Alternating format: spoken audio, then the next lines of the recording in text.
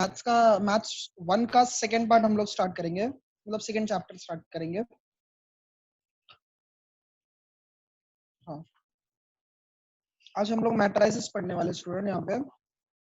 तो जो ये मैट्राइसेस है ये हमारे मतलब 11th स्टैंडर्ड में भी है, 11th स्टैंडर्ड में भी है। और मैट्राइसेस के कुछ बेसिक रूल्स वगैरह आप लोगों को पता होंगे अच्छे से।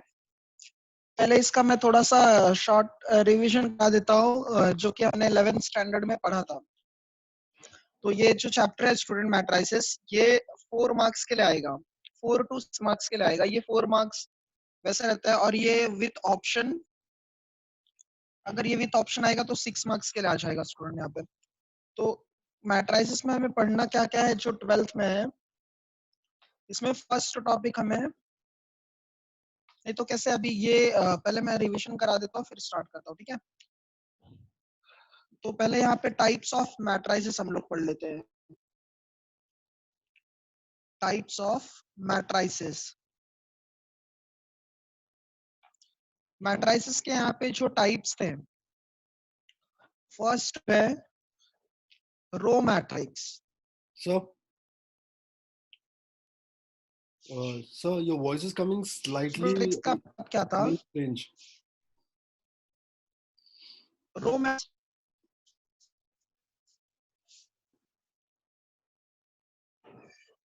Hello.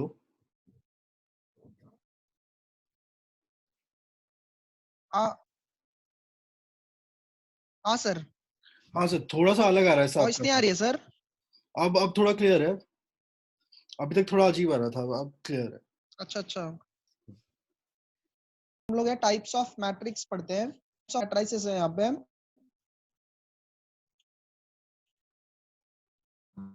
यहाँ पे रो, अगर क्लियर नहीं आएगी आपको तो मैसेज कर दीजिएगा, नहीं तो समझ में नहीं आएगा।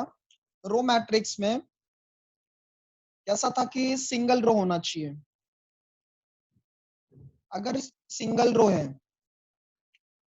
जैसे समझ लो एक ही नंबर से यहाँ पे ऐसे अरेंजमेंट है, 1 2 3 है।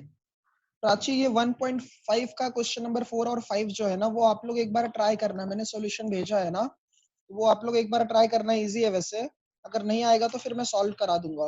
वैसे वो इतना इंपॉर्टेंट नहीं है।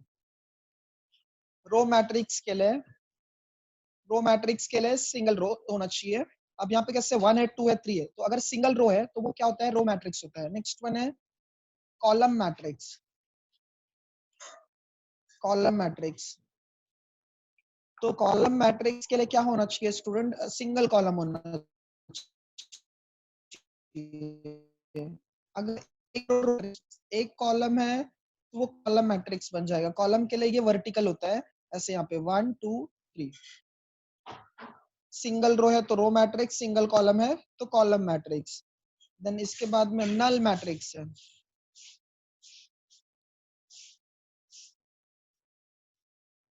नल मैट्रिक्स, अच्छा यहाँ पे क्या होता है ना स्टूडेंट, नल मैट्रिक्स या फिर एम्प्टी मैट्रिक्स, एम्प्टी मैट्रिक्स, इसमें क्या करना है ना स्टूडेंट, जो मैट्रिक्स होगा उसमें कैसे सब ना नंबर 0 0 रहता है, 0 0 0 0। तो जब अगर सब एलिमेंट्स अगर 0 0 होंगे तो उसे हम लोग क्या बोलेंगे, नल मैट्रिक्स बोलेंगे स्टूडेंट।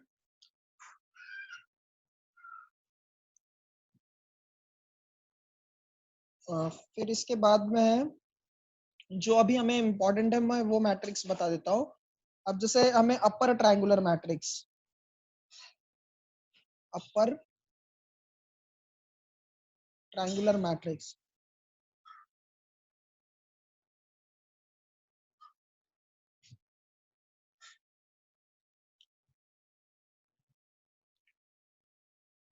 अपर ट्रायंगुलर मैट्रिक्स के लिए यहाँ पे कैसे हो जाएगा कि ट्रायंगल फॉर्म होगा। डायगोनल के एलिमेंट्स कैसे रहते थे स्टूडेंट, यहाँ पे डायगोनल में यहाँ पे 1 है समझ लो और ये 2 है, ये अपर ट्रायंगुलर। अपर ट्रायंगुलर इसका मतलब क्या है कि जो मतलब डायगोनल है उसके ऊपर ना ट्रायंगल बनेगा और उसके नीचे सब एलिमेंट्स मतलब यहाँ पे 0 रहते हैं। तो डायगोनल के यहाँ पे ऊपर कुछ भी नंबर्स हो सकते हैं, जैसे समझ लो 1 है 2 है 3 है। ये अब देखोगे तो ध्यान से, इसमें ये जो है ये एक ट्रायंगल फॉर्म कर रहा है। तो इसको हम लोग क्या बोलेंगे, अपर ट्रायंगुलर मैट्रिक्स। अच्छा, इसके लोअर साइड में कुछ कोई भी एलिमेंट्स नहीं होंगे, तो यहाँ पे सब क्या होंगे, 0 0 0, अपर ट्रायंगुलर। सर प्रॉपर दिख रहा है ना, और वॉइस क्लियर आ रही है ना? हाँ जी सर, मुझे तो दिख रहा है सर, और आवाज भी आ रही है। I don't think it's a problem right now. Shubham Nishad, your internet connection has okay to do okay sir. something with it. Please disconnect and connect again. I'll let you in. ठीक है sir, आप continue करिए। Upper triangular के लिए क्या होता है ना कि ये जो मतलब मैट्रिक्स होगा, उसके जो डायगोनल एलिमेंट से रहते हैं। हाँ स्टूडेंट, ये ऐसे जो 1 2 3 है ना, सिर्फ डायगोनल के एलिमेंट्स होते हैं। तो 1 2 3 है, उसके अपर साइड में एक ट्रायंगल बनेगा और उसके लोअर साइड में सब 0 रहेंगे। नेक्स्ट वन है स्टूडेंट यहाँ पे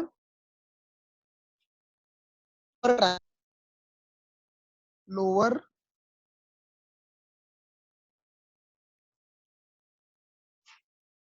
लोअर ट्रायंगुलर मैट्रिक्स। लोअर के लिए कैसे हो जाता है कि जहां पे डायगोनल होगा, जैसे समझ लो यहाँ पे डायगोनल वापस 1 2 3 है, तो उसके अब यहाँ पे लोअर है, तो लोअर ट्रायंगुलर, इसका मतलब क्या, लोअर साइड में ट्रायंगल बनेगा। यहाँ पे समझ लो ये 1 है, ये 2 है और ये 0 है, ऐसा हो सकता है। तो अब देखोगे तो ये एक ट्रायंगल फॉर्म हो रहा है, और यहाँ पे कुछ भी नंबर होंगे, ये सॉरी, ये नंबर्स कंपलसरी क्या होने चाहिए, 0 होने चाहिए। तो अगर अपर ट्रायंगुलर है तो डायगोनल पर ट्रायंगल बनेगा, और अगर लोअर ट्रायंगल है तो मतलब डायगोनल के नीचे जो है वो क्या होगा, 0, सॉरी ऊपर क्या होगा, 0 हो जाएगा। नेक्स्ट टॉपिक है स्टूडेंट यहाँ पे यूनिट मैट्रिक्स है।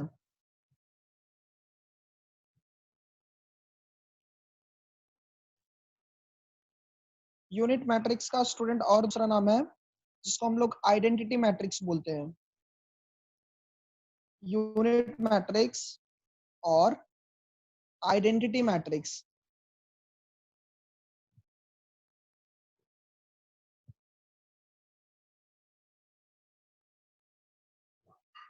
तो यूनिट मैट्रिक्स जो है ना स्टूडेंट, इसको हम लोग कैपिटल आई से रिप्रेजेंट करेंगे। ये कैपिटल आई से रिप्रेजेंट करेंगे, और इसके बाद में ये काफी इंपॉर्टेंट है, ये टॉपिक में यूनिट मैट्रिक्स ना काफी इंपॉर्टेंट है। अब यहाँ पे अगर यूनिट मैट्रिक्स है, यूनिट मैट्रिक्स मतलब ऐसा मैट्रिक्स डायगोनल में, जिसके डायगोनल 1 1 होता है और बाकी सब जगह पे ना 0 0 रहता है। अब जैसे यहाँ पे ये स्क्वायर मैट्रिक्स हो गया, डायगोनल में 1 1, मतलब ये 1 होगा और ये 1 होगा, बाकी सब क्या होंगे, 0 0 हो जाएंगे। ठीक है, ऐसा मैट्रिक्स जहां पे डायगोनल में 1 होगा और बाकी नॉन डायगोनल क्या होंगे, 0 होंगे, तो ऐसे मैट्रिक्स को क्या बोलोगे, यूनिट मैट्रिक्स या फिर आइडेंटिटी मैट्रिक्स। अब ऐसा भी हो सकता है, या फिर अगर हम लोग ये कंसिडर करते हैं मैट्रिक्स, इसमें कैसे हो जाएगा, पहले यहाँ पे 1 है, फिर डायगोनल में फिर यहाँ पे 1 है और फिर यहाँ पे 1 है, बाकी नॉन डायगोनल सब 0 1 2 3 4 5 6, यहाँ पे देखोगे तो डायगोनल में 1 है और नॉन डायगोनल 0 होंगे। तो ऐसे टाइप के मैट्रिक्स को क्या बोलोगे, यूनिट मैट्रिक्स या फिर आइडेंटिटी मैट्रिक्स। अच्छा, यूनिट मैट्रिक्स को या आइडेंटिटी मैट्रिक्स को कैपिटल आई से रिप्रेजेंट करना है, तो आई है। अच्छा, यहाँ पे देखोगे ध्यान से, ये कैसे, ये फर्स्ट रो है, 1 0 जो है ये फर्स्ट रो आता है, और ये 0 1 जो है वो सेकेंड रो में आता है। तो यहाँ पे R1 R2 मैंने लिखा, इसका मतलब फर्स्ट रो है, और इसका मतलब क्या है, सेकेंड रो है। अब यहाँ पे कैसे जो ऐसे वर्टिकल है, वर्टिकल है, ये कॉलम होता है, तो ये क्या C1 है और ये क्या है, C2 है। जो हॉरिजॉन्टल में नंबर्स होते हैं वो रो होता है, और जो वर्टिकल में होता है उसको, हाँ ट्रायंगुलर मैट्रिक्स 2 बाय 2 में हम लोग बना सकते हैं। ट्रायंगुलर मैट्रिक्स को ना 2 बाय 2 में कैसे बनाओगे, एक मिनट, देखो जैसे समझ लो ये 2 बाय 2 के लिए, 2 बाय 2 के लिए ट्रायंगुलर में अपर ट्रायंगुलर मैट्रिक्स कैसा हो जाएगा ना, डायगोनल में कुछ भी नंबर होंगे जरूर, यहाँ पे 1 हो गया, यहाँ पे 2 हो गया, अपर ट्रायंगुलर है तो इसका मतलब यहाँ पे कुछ नंबर होगा, ये 3 हो गया और ये 0 रहेगा। अब यहाँ पे देखोगे तो ये एक ट्रायंगल बन जा रहा है, तो इसको अपर ट्रायंगुलर मैट्रिक्स बोलोगे। 2 बाय 2 में भी फॉर्म कर सकते हो, ठीक है। ये इसका ऑर्डर 2 है। ऑर्डर 2 क्यों बोलेंगे? क्योंकि इसमें देखोगे जो नंबर ऑफ रोज है वो 2 है और नंबर ऑफ कॉलम्स कितने हैं? 2 है। तो नंबर ऑफ रोज यहाँ पे 2 ऑफ कॉलम्स जो है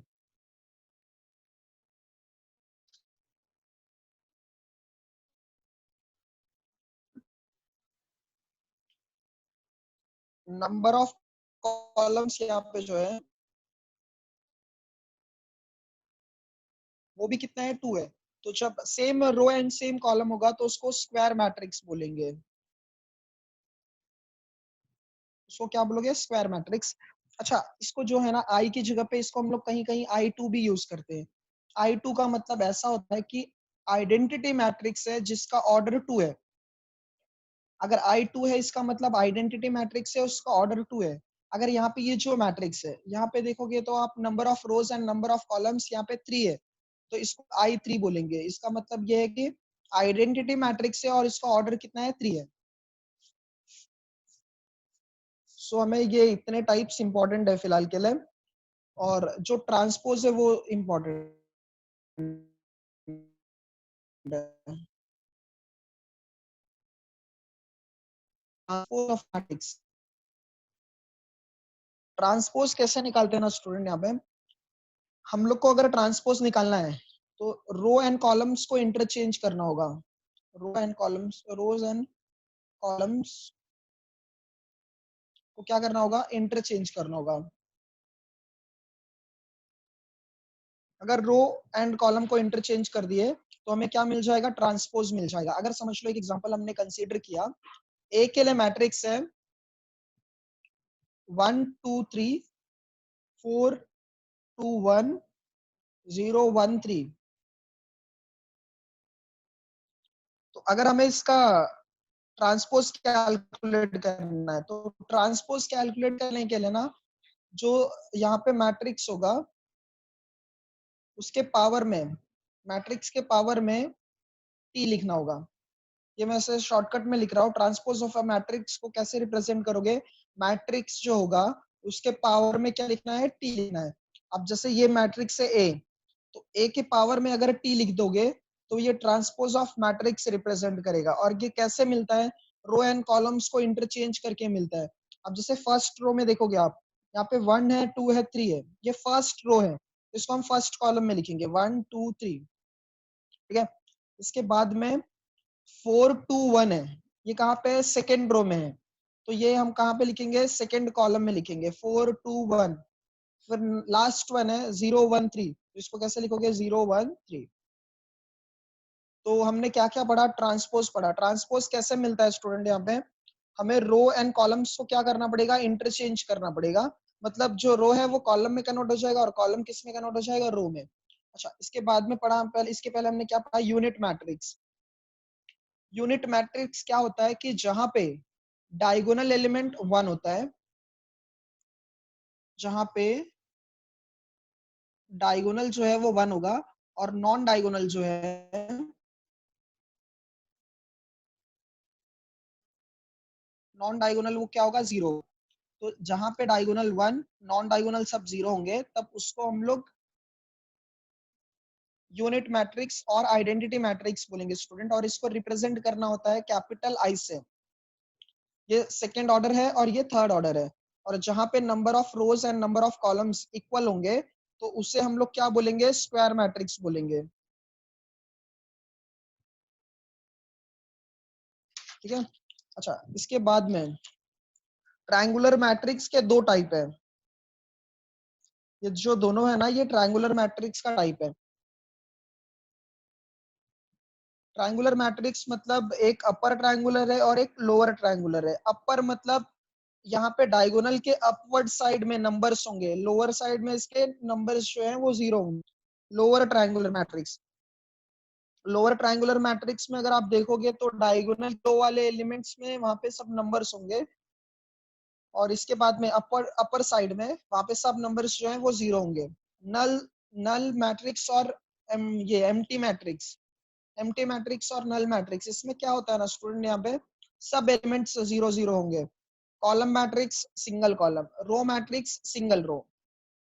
तो अभी जो हमारा ये पार्ट था, ये हमने सिर्फ 11th स्टैंडर्ड थोड़ा सा रिवीजन किया।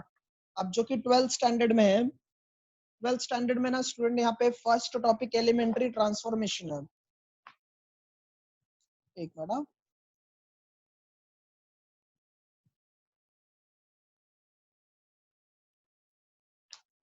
फर्स्ट टॉपिक यहाँ पे एलिमेंट्री ट्रांसफॉर्मेशन है।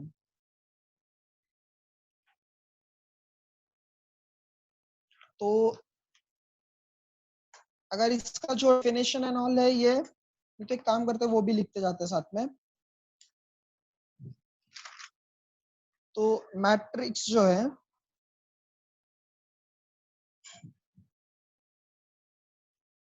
यहाँ पे इसका मैं इसको डिफाइन कर देता हूँ। A rectangular arrangement of a rectangular arrangement of m cross n numbers is called as matrix. देखो, a rectangular arrangement of m cross n numbers. m cross मतलब क्या? ये जो m होता है ये रो होता है, where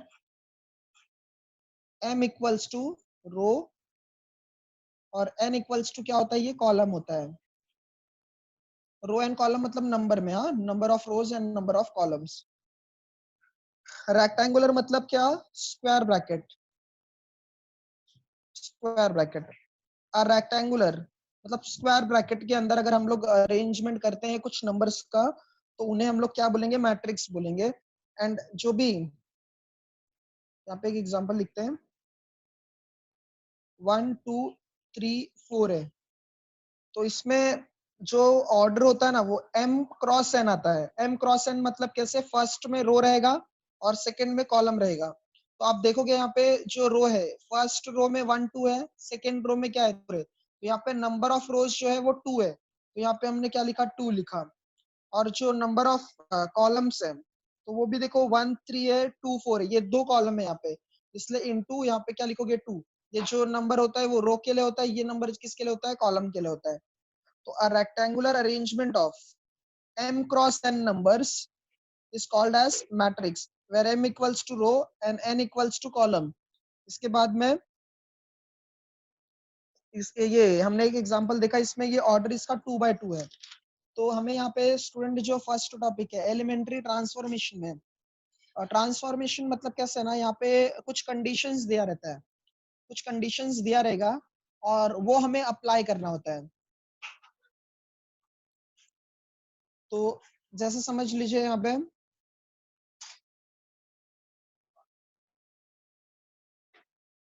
1 2 है और इसके बाद में यहाँ पे 4 और 0 है, ठीक है। ये मैट्रिक्स को हमने ए नाम दिया है, ए इक्वल्स टू 1 2 4 0। अब ये एक्सरसाइज स्टार्टिंग का जो है वो, और ये चैप्टर बहुत इजी है। मैथ्स 1 में आप लोगों को बता देता हूँ मैं कि अगर पढ़ना भी होगा तो कैसे स्टार्ट अभी कैसे करना है। पहले हमारा लॉजिक हो गया, लॉजिक के बाद में हमने मैट्रिसेस स्टार्ट किया। लॉजिक इजी है, मैट्रिसेस इजी है। इसके बाद में स्टूडेंट यहाँ पे जो स्ट्रेट लाइन है वो भी काफी इजी है, स्ट्रेट लाइन है। और फिर इसके बाद में एक लास्ट टॉपिक है एलपीपी। ये सब चैप्टर्स बहुत इजी हैं। और एक वेक्टर है।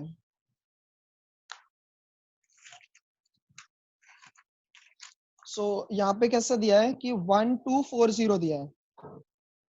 अब हमें क्या करना है, जैसे समझ लो ये फर्स्ट रो हम लोग यहाँ पे डिफाइन कर देते हैं, R1 है, ये R2 है, ये C1 है, ये C2 है।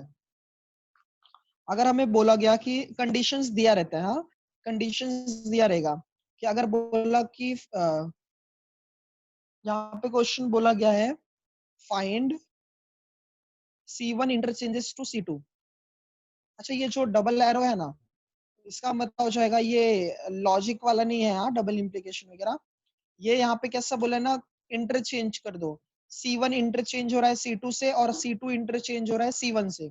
जो ये डबल एरो है यहाँ पे ये इंटरचेंज का करने का काम करता है। ठीक है, तो यहाँ पे क्या बोला है कि इफ a इक्वल्स टू 1420 दिया है, फाइंड क्या करना है, C1 इंटरचेंजेस टू C2 दिया है। अब यहाँ पे हम लोग क्या करेंगे, पहले जो हमारा मैट्रिक्स है उसको वैसे ही कॉपी करना है। तो let a equals to 1420। Find क्या करना है उसको नीचे लिखोगे, जो कंडीशन अप्लाई करना है उसको नीचे लिखना है, C1 इंटरचेंजेस टू C2। अब अगर ध्यान से देखोगे तो C1 की जगह पे कौन है, 1 2 है, और C2 की जगह पे कौन है, 4 0 है। तो इन दोनों को इंटरचेंज कर देना है। इंटरचेंज मतलब कैसे हो जाएगा, अब a यहाँ पे वैसे लिखोगे, बट पहले जो साइन था वो इक्वल टू साइन था, इक्वल टू साइन था। अब यहाँ पे इक्वल टू साइन नहीं आएगा, हाँ स्टूडेंट, यहाँ पे सिमिलर का साइन आता है, ये मतलब ऐसे लिखना है एक टाइप से। अब C1 और C2 को इंटरचेंज कर दो, C1 मतलब 1 2 है और C2 मतलब 4 0 है। तो ये कैसा हो जाएगा, पहले 4 0 आ जाएगा, फिर बाद में 1 2 आ जाएगा। इन दोनों को इंटरचेंज कर देना है। ठीक है, ये ये 1 मार्क्स के लिए आता है, और ये एक्सरसाइज में भी ऐसा टाइप के सम्स है। अगर जैसे हमें यही मैट्रिक्स के लिए पूछा है, एक एग्जांपल नहीं तो और कंसीडर कर लेते हैं। 1 2 3 है, यहाँ पे 4 2 1 है, यहाँ पे 0 1 2 है। हमें पूछा गया है कि फाइंड करो 2R2। यहाँ पे क्या कैलकुलेट करना है, 2R2, सॉरी 2R2 अप्लाई करना है, फाइंड नहीं करना है, अप्लाई करना है 2R2। तो ये जो मैट्रिक्स है इसमें अगर हम लोग 2R2 अप्लाई करेंगे तो अच्छा, ये R2 का मतलब क्या है, सेकेंड रो है। सेकेंड रो को किससे मल्टीप्लाई करना है, 2 से मल्टीप्लाई करना है। R2 को 2 से मल्टीप्लाई करना है। तो देखो पहले अच्छे से कि R2 में नंबर कौन कौन से हैं। R2 में कौन कौन है, एक 2 है, यहाँ पे भी 2 है, यहाँ पे भी 1 है।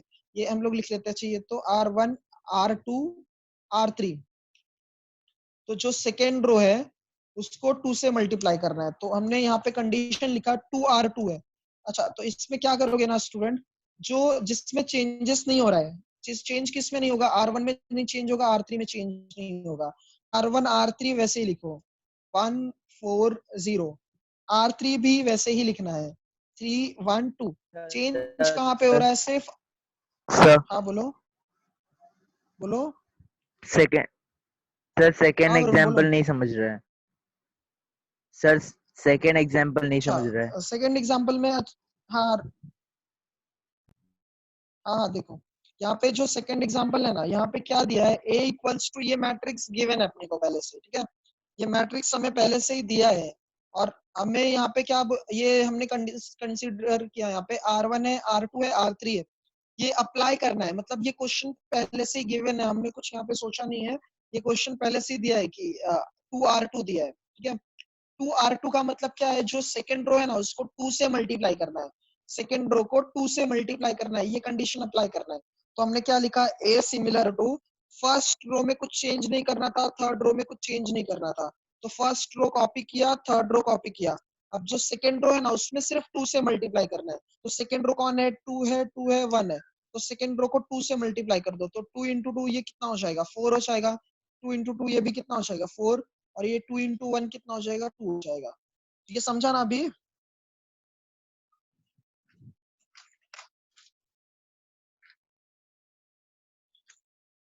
तो ये कुछ ऐसा एलिमेंट्री ट्रांसफॉर्मेशन होता है स्टूडेंट। तो हम कुछ अभी एक्सरसाइज के पार्ट्स के लिए,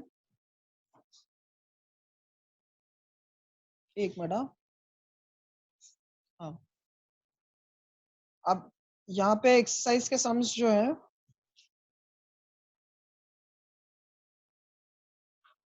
एक्सरसाइज 2.1, इसमें फर्स्ट क्वेश्चन क्या दिया है ना, अप्लाई द गिवन एलिमेंट्री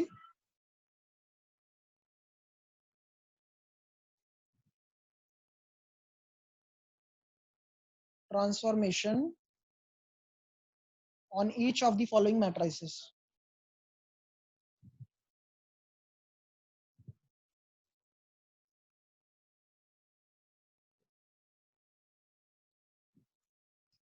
ये देखो यहाँ पे स्टूडेंट क्या लिखा है, apply the given elementary transformation on each of the following matrices. Elementary transformation जैसे कि मैंने आप लोगों को बताया था कि वहां पे हमें कुछ कंडीशंस दिया होगा, उसको हम लोग को क्या करना होगा, वहां पे अप्लाई करना होगा मैट्रिक्स पे। एलिमेंट्री ट्रांसफॉर्मेशन फर्स्ट टॉपिक है एक्सरसाइज में। तो यहाँ पे जो फर्स्ट क्वेश्चन एक्सरसाइज का जो है यहाँ पे दिया है a इक्वल्स टू 1 है, -1 है, 0 है और 3 है। अप्लाई करने के लिए बोला है R1 इंटरचेंजेस टू R2। अभी ये हमारा फर्स्ट क्वेश्चन है। ए के लिए क्या दिया है, 1 0 -1 और 3 दिया है। अप्लाई क्या करना है, R1 को इंटरचेंज करना है, किसके साथ, R2 के साथ करना है।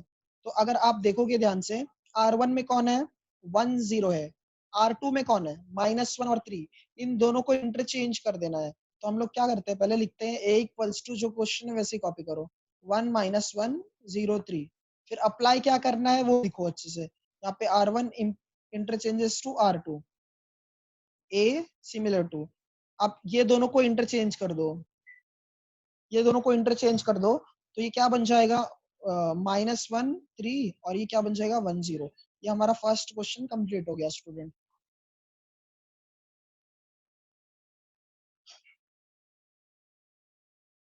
नेक्स्ट क्वेश्चन है स्टूडेंट यहाँ पे b इक्वल्स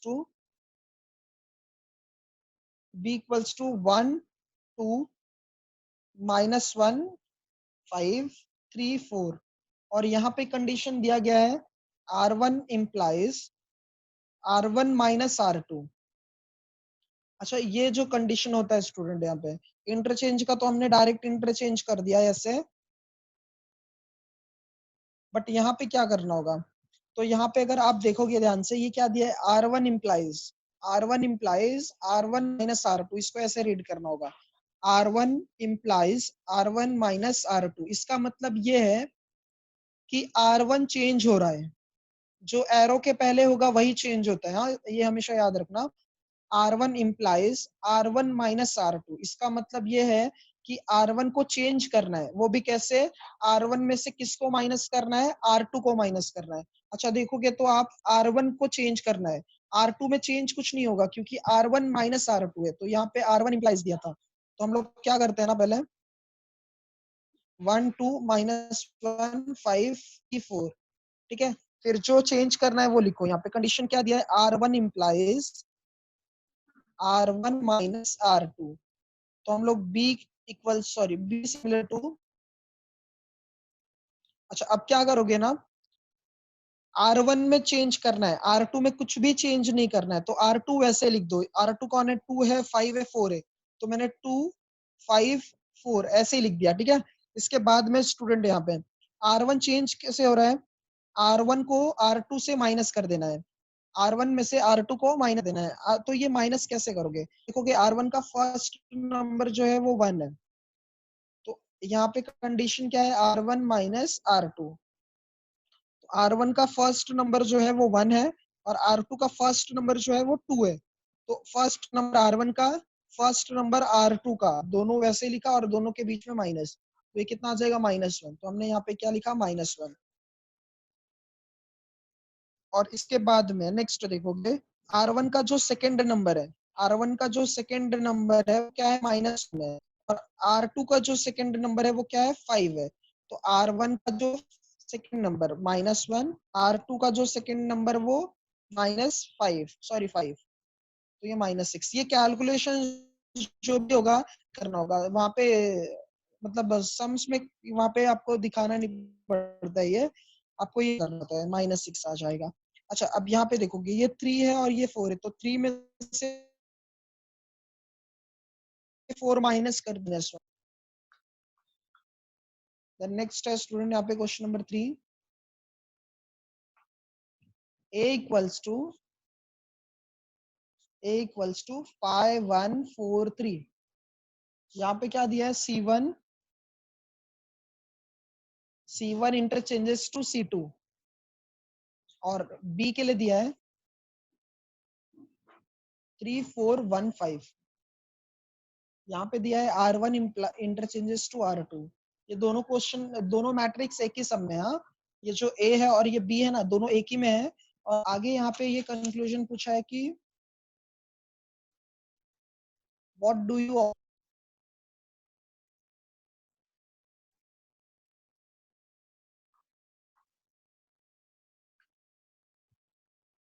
तो यहाँ पे आपको मैं ये दिखा देता हूँ कि फर्स्ट मैट्रिक्स ये करना है, C1 इंटरचेंजेस टू C2 बोला है, और नेक्स्ट मैट्रिक्स में B में हमें R1 इंटरचेंजेस टू R करना है। यहाँ पे बोला गया है डू यू ऑब्जर्व। अब तो हम लोग पहले फर्स्ट वाले मैट्रिक्स को सॉल्व कर लेते हैं। तो A यहाँ पे क्या है, 5 1 4 3 है, 5 1 4 3। तो अब हमें यहाँ पे क्या करना था, ये मैट्रिक्स में C1 को चेंज करना था, C1 इंटरचेंजेस टू C2 करना था। तो यहाँ पे हमने लिखा C1 इंटरचेंजेस टू C2। तो C1 में अगर देखोगे आप स्टूडेंट, तो यहाँ पे नंबर क्या है, 5 1 है, C2 में कौन है, 4 3 है, तो दोनों को इंटरचेंज कर दो। तो मतलब पहले 4 3 आ जाएगा, फिर बाद में क्या आएगा, 5 1 आ जाएगा। तो ये हम इक्वल 1 कंसीडर कर लेते हैं, ठीक है। फिर दूसरा जो मैट्रिक्स है बी के लिए, बी के लिए यहाँ पे क्या है, 3 4 1 5। तो अब यहाँ पे क्या है ना कि क्या कंडीशन दिया है, R1 interchanges to R2।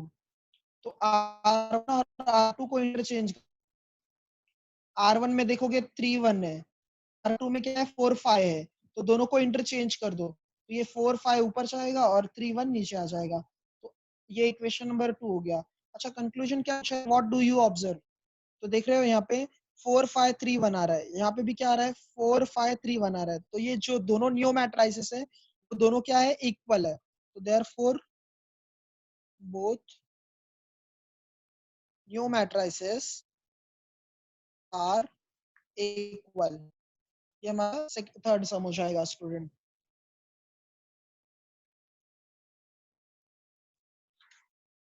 Next part है यहाँ पे student, question number 4, A equals to 1 2 minus 1 0 1 3। यहाँ पे अप्लाई करना है 2C2, और B के लिए दिया है, B के लिए यहाँ पे 1 0 2 2 4 5 है, और यहाँ पे अप्लाई करना है -R1।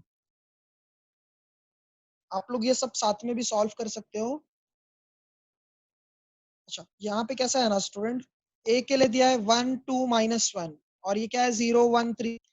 तो क्या कंडीशन दिया है, C2 2 से मल्टीप्लाई करना है, C में 2 से मल्टीप्लाई करना है, जो कि मैंने आज एग्जाम्पल बताया था। यहाँ पे कैसे सेकेंड रो में मल्टीप्लाई करना था। अब ये हमारा जो क्वेश्चन है ना, इसमें क्या दिया है, C2 को 2 से मल्टीप्लाई करना है, C2 को 2 से मल्टीप्लाई करना है। अच्छा, और उसके बाद में नेक्स्ट मैट्रिक्स में R1 को -3 से मल्टीप्लाई करना है। तो पहले हम लोग ये वाला पार्ट सॉल्व कर लेते हैं, A वाला। तो A का मैट्रिक्स यहाँ पे 1 2 -1, इसके बाद में 0 1 3 है। तो अप्लाई क्या करना है, 2C2। तो 2C, जो A है वो सिमिलर टू C2 में देखोगे तो आप दो नंबर से, यहाँ पे 2 है और 1 है, तो इनको 2 से मल्टीप्लाई कर देना। बाकी नंबर वैसे ही 1 0 -1 3, ये वैसे लिख दिया। अच्छा, जब 2 को 2 से मल्टीप्लाई करोगे तो क्या आ जाएगा 4, और इसके बाद में 1 को जब 2 से मल्टीप्लाई करोगे तो यहाँ पे क्या आ जाएगा 2। तो ये हमने फर्स्ट पार्ट कैलकुलेट कर लिया। अच्छा, पीछे साइड में लिख देता हूँ इसको, A सिमिलर टू 1 4 -1 और 0 2 3, ठीक है।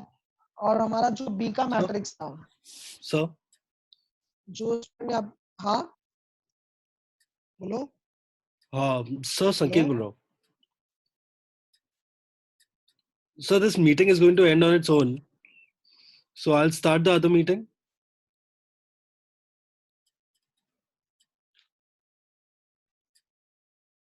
हेलो सर वॉइस क्लियर नहीं आ रही है।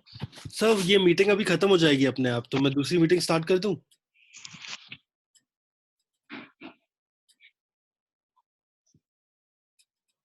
सर वॉइस क्लियर नहीं है। I'll call you सर, ये मीटिंग खत्म होने वाला है अपने आप।